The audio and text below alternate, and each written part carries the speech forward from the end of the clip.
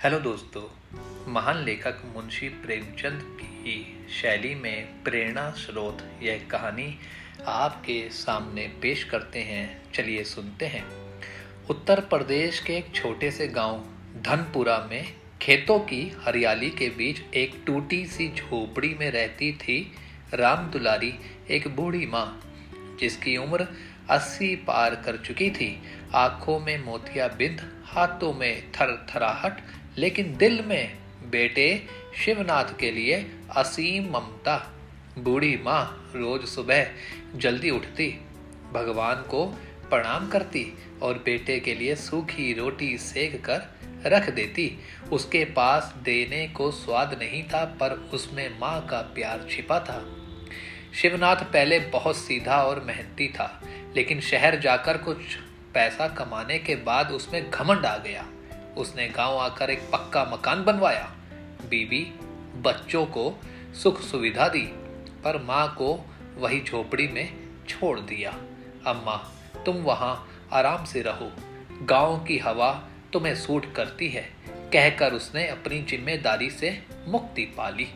दिवाली का दिन था, पूरे गांव में मिठाइयों की खुशबू थी।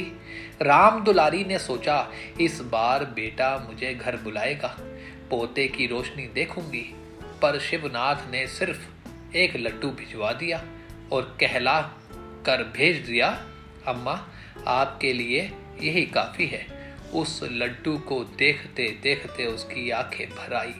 हाथ कांपते हुए उसने वो लड्डू मिट्टी की थाली में रखा और बोली, भगवान करे बेटा सुखी रहे, लेकिन कभी बूढ़ी माँ का दुख न भूल पाए। लोग बातें करते, शिवनाथ तो बड़ा आदमी बन गया, पर माँ को देखो कैसी हालत में है। एक दिन राम दुलारी को खेत में बेहोश पाया गया। डॉक्टर ने कहा, कमजोरी और अकेलापन इन्हें खा रहा है। शिवनाथ को खबर दी गई। वह आया तो माँ की सांसें आखरी थी। बेटा तू बहुत बड़ा आदमी बन गया, पर मुझे बस एक बार गले लगा ले।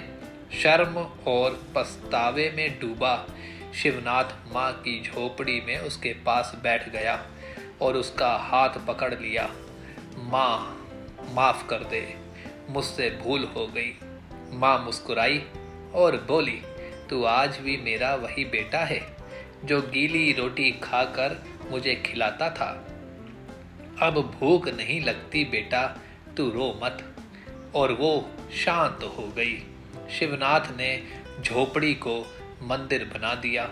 वहां हर दिन गरीबों को रोटी बांटता और कहता, ये मेरी माँ की रोटी है, इसमें ममता है, स्वाद नहीं। यह कहानी प्रेमचंद की तरह समाज की उस कड़वी सच्चाई को दिखाती है, जहां बूढ़े माता पिता को उपेक्षित कर दिया जाता है, लेकिन अंत में पश्चाताप ही उन्हें सच्चा उत्तराधिकारी बनाता है। धन्यवाद।